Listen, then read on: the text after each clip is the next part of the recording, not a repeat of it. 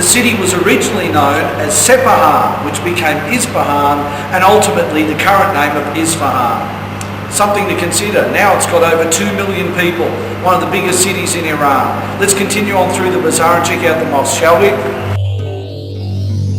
So I started my half of the world walking tour of Isfahan by checking out the Hakim Mosque, which is the oldest mosque in all of Isfahan. The Hakim Mosque is situated at the end of the bazaar that we're going to see later on. It was built in the mid-17th century on the side of a 10th century mosque built by Ismail Abad, who was a minister back in the government of the day. Many of the mosques connect onto the bazaar area that we're going to see later. I decided to get there early after my Tehran experience and checked out the markets before it got crazy. Don't worry, I'll show you what it's like when it gets underway, but I thought you'd like to see it with a bit of peace first. Anyway, let's keep our tour going, shall we?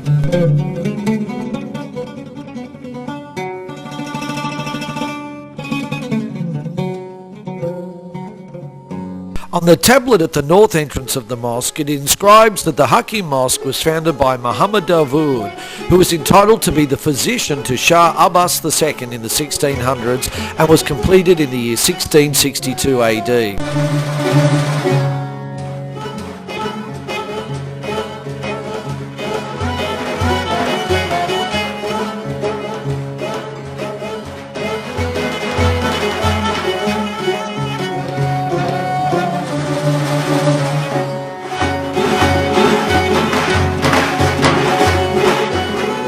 I was quite surprised that I was allowed to film both inside the mosque and in the surrounding courtyard areas, but people were most welcoming. It was at this point that a man on a motorbike, Ali Reza, with son in tow, offered to take me to the nearby Jame Mosque and give me a tour, which I gratefully accepted.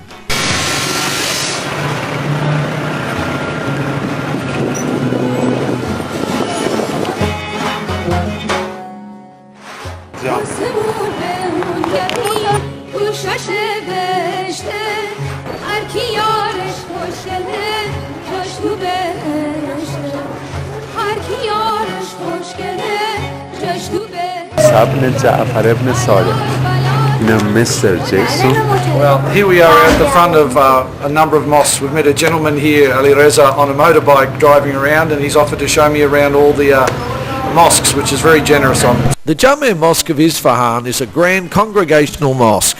The mosque was the result of continual construction and reconstruction from 771 through to the end of the 20th century. The Grand Bazaar of Isfahan is found at its southern wing.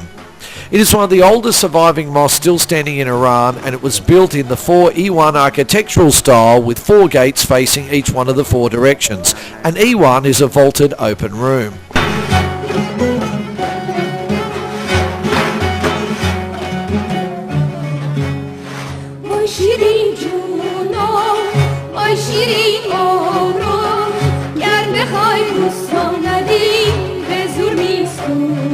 Later constructions added the 2 brick dome chambers for which the mosque is renowned. The south dome was built and was larger than any dome in its time.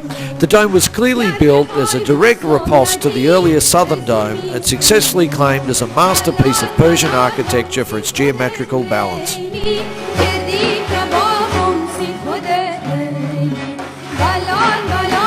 So here we are at Jame Mosque, which has over 800 years worth of architecture. There's all the different styles of Islamic artwork we're going to look at while we look inside the mosques. We're very lucky to be here during Friday prayers, so we'll keep looking around. It's absolutely beautiful. Okay.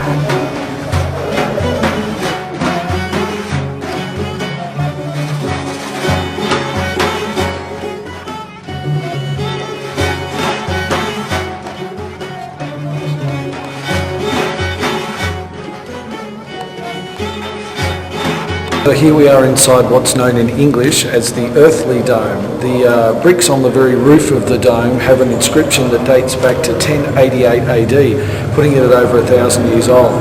So it's a very historical place to check out when you come here to Isfahan, the Jame Mosque. If you get a chance, check it out.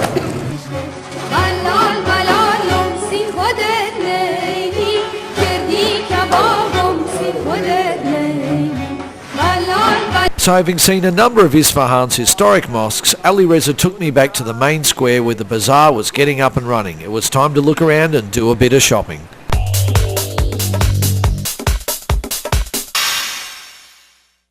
The Bazaar of Isfahan is an historical market and one of the oldest and largest bazaars in the Middle East.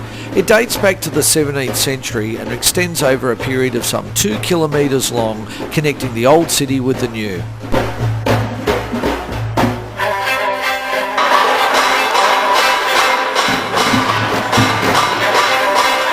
The bazaar is located in downtown Isfahan in the northern section of the Naqsh-e-Jahan Square.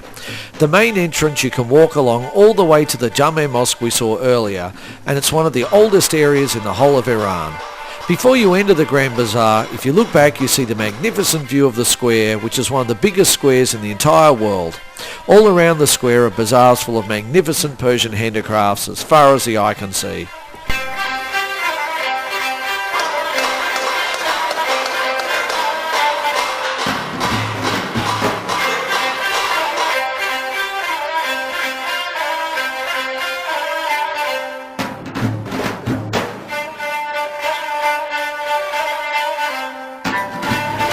By talking to the various artists and craftsmen, I got to learn a lot about the differences in both the artistic styles of, for example, the crockery and the painting styles, through to the quality and texture of each of the individual items being sold. There is a wide range and diversity of products I learned as I went through the bazaar.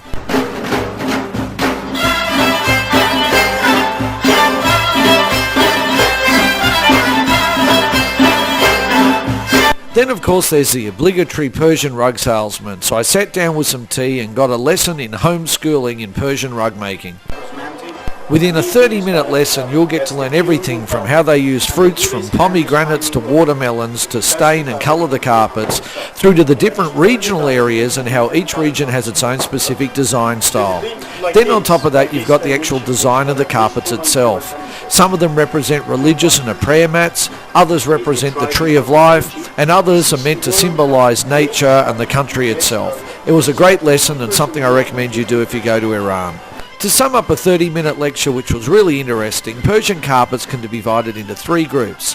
The farsh or kali ones that are bigger than 6 by 4 feet, the kali chair or small rugs, and the nomadic carpets used by the country and hills people. Both kinds of carpets include pile rugs and flat weaves known as kilims or sumac. I got to see carpets from all the different tribal regions, and most fascinating of all to me was the prayer mat showing the 2 branches of the tree of life, one for the old school of Islam and one for the younger people practicing the same religion. It was truly fascinating and it was a great way to spend the afternoon with a cup of tea. Don't go away, because coming up after the break we head back into the main square and check out the whole Imam Square complex, including the main Imam Mosque as well as the King's Royal Palace and a number of other buildings. It's not to be missed, trust me. I'll see you after the break, everyone.